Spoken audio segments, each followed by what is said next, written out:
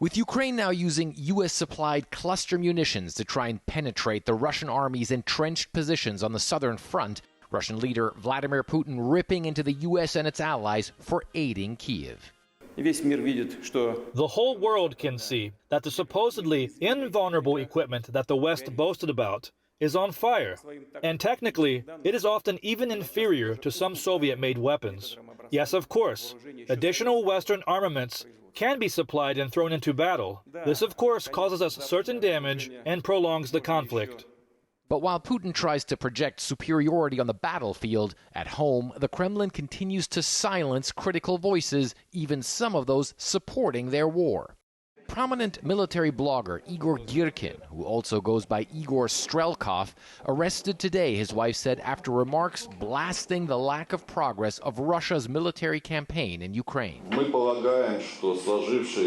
situation with the special military operation and in the country in general is deplorable, to put it mildly, he said. This is a result of actions of the incumbent power. غيركين is a former colonel in Russia's security service, FSB, and was the defense minister of the so-called Donetsk People's Republic in eastern Ukraine when the Malaysian jetliner MH17 was shot down there in 2014. غيركين was found guilty of mass murder in absentia by a Dutch court for involvement in the incident, which he has never acknowledged. While غيركين is considered a war criminal in Ukraine, he deems himself a Russian ultra-nationalist who feels the war should be prosecuted even more brutally.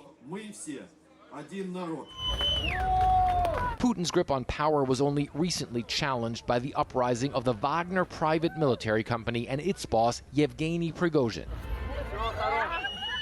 Now, the Russian leader wants to calm things down, CIA Director William Burns believes.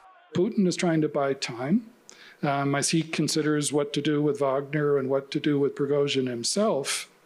You know, Putin hates, in my experience anyway, the image that he's overreacting to things. But that doesn't mean Prigozhin is forgiven, Burns says. If I were Prigozhin, I wouldn't fire my food taster.